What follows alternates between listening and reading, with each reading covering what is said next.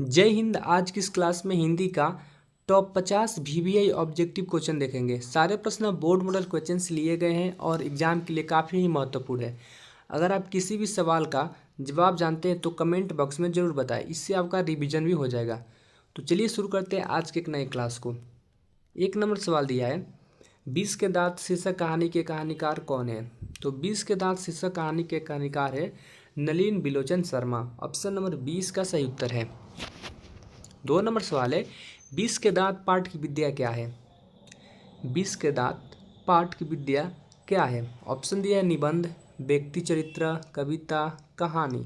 तो 20 के दांत पाठ की विद्या का कहानी है। ऑप्शन नंबर डी इसका सही उत्तर है।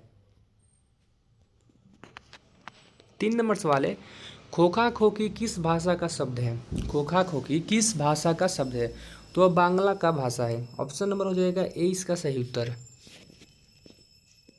4 नंबर सवाल है, सेन साहब की कितनी लड़कियां थी? सेन साहब की कितनी लड़कियां थी? तो सेन साहब की 5 लड़कियां थी। ऑप्शन नंबर 20 का सही उत्तर है। 5 नंबर सवाल है, मदन अक्सर किसके हाथों से पिटाता था? मदन अक्सर किसके हाथों से पिटाता था? तो अपने पिता के हाथों से पिटाता था। ऑप्शन नंबर 20 का सही उत्तर है। 6 नंबर सवाल है, गिरधर लाल कौन है? गिरधर लाल कौन है? तो गिरधर लाल मदन के पिता है। ऑप्शन नंबर 20 का सही उत्तर है। 7 नंबर प्रश्न है, खोखा का क्या नाम है? खोखा का क्या नाम है? तो खोखा का नाम कासू है। ऑप्शन नंबर 20 का सही उत्तर है। 8 नंबर सवाल है, सेन साहब अपने पुत्र खोखा को क्या बनाना चाहते थे? सेन साहब अपने पुत्र खोखा को क्या बनाना चाहते थे? तो उसे बिजनेसमैन या इंजीनियर बनाना चाहते थे। ऑप्शन नंबर सी इसका सही उत्तर है। अगला प्रश्न है 9 नंबर, मदन ने कासू के कितने दांत तोड़ डाले? मदन ने कासू के कितने दांत तोड़ डाले? तो 2 दांत तोड़ डाले। ऑप्शन नंबर 20 का सही उत्तर है।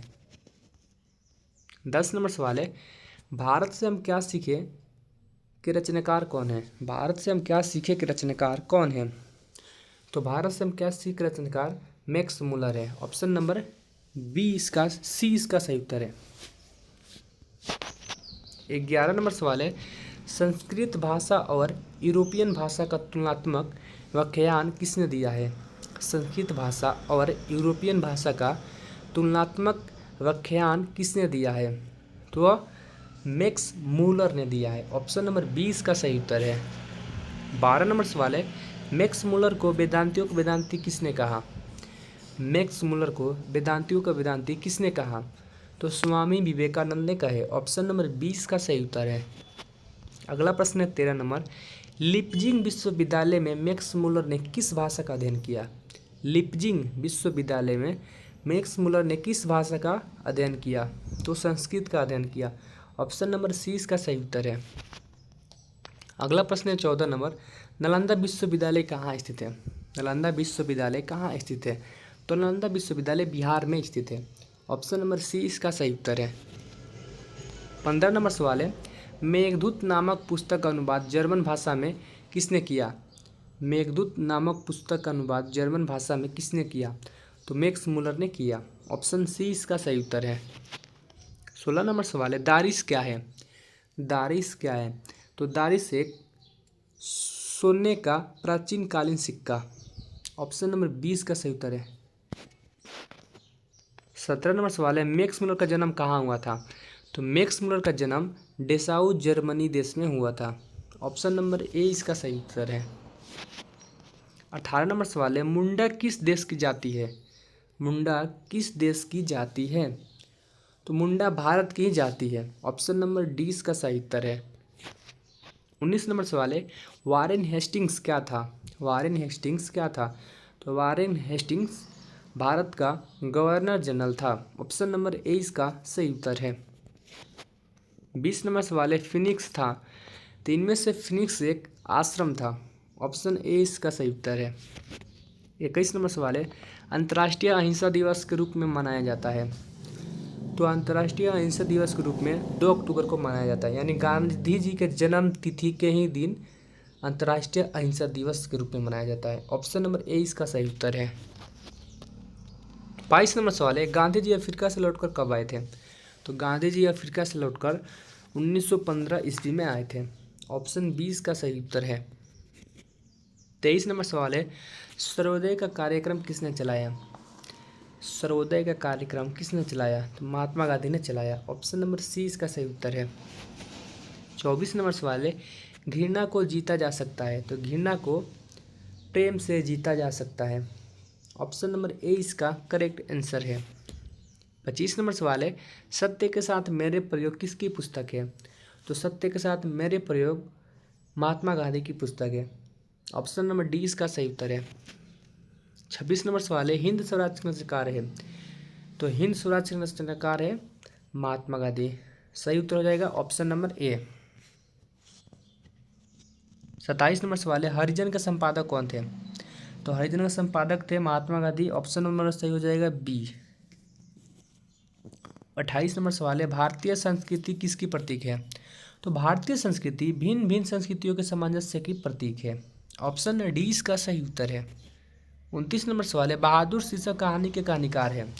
तो बहादुर शीर्षक कहानी के कहानीकार है अमरकांत। ऑप्शन नंबर ए इसका सही उत्तर है। 30 नंबर सवाल है, बहादुर कहाँ से भागकर आया था? तो बहादुर नेपाल से भागकर आया था। ऑप्शन नंबर डी इसका करेक्ट आंसर है।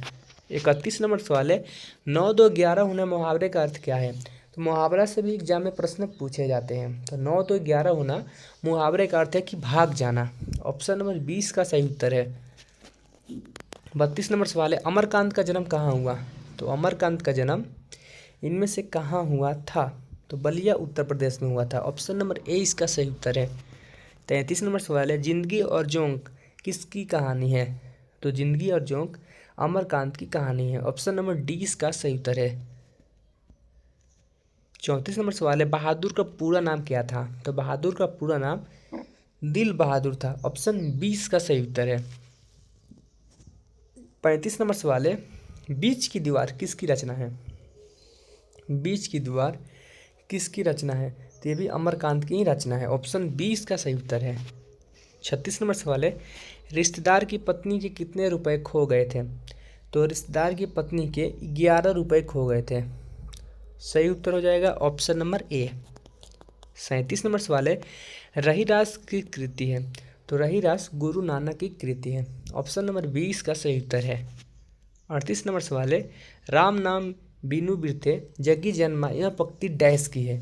तो यह पंक्ति गुरु नानक की है। ऑप्शन डी इसका सही उत्तर है। 39 नंबर सवाल है, सिख धर्म के 5 गुरु कौन थे? तो सिख धर्म के 5 गुरु अर्जुन देव थे। ऑप्शन सी इसका सही उत्तर है। 40 नंबर सवाल है, गुरु नानक ने किस भाषा में कविताएं लिखी? तो गुरु नानक ने इनमें से पंजाबी और हिंदी दोनों भाषा में कविताएं लिखी। 41 नंबर सवाल है, उर्वशी किसकी कृति है? तो उर्वशी रामधारी सिंह दिनकर की कृति है। ऑप्शन नंबर 20 का सही उत्तर है। 42 नंबर सवाल है, दिनकर को साहित्य अकादमी पुरस्कार किस कृति पर मिला? तो दिनकर को साहित्य अकादमी पुरस्कार संस्कृत के 4 अध्याय पर मिला। ऑप्शन डी इसका सही उत्तर है। 43 नंबर सवाल है,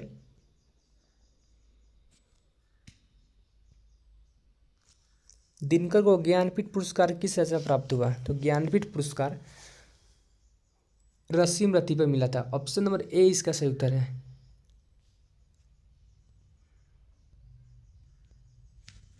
44 नंबर सवाल है, जनतंत्र में कवि के अनुसार राजदंड क्या होंगे?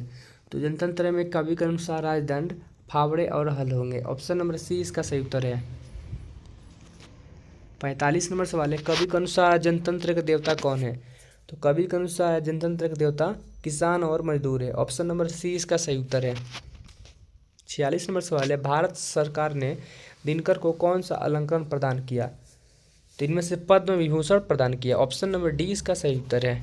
47 नंबर सवाल है, दिनकर की प्रमुख काव्य कृति है? तो इनमें से दिनकर की प्रमुख काव्य कृति सभी है। रेणुका हो गया, रसवंती हो गया, कुरुक्षेत्र, यानी इनमें से सभी उनकी प्रमुख काव्य कृति है। 48 नंबर सवाल है, दिनकर की गद्य कृति है? तो इनमें से गद्य कृति सभी है। अर्धनारीश्वर, दिनकर की डायरी, वर्ड पीपल, इनमें से सभी। ऑप्शन डी इसका सही उत्तर। 49 सवाल है।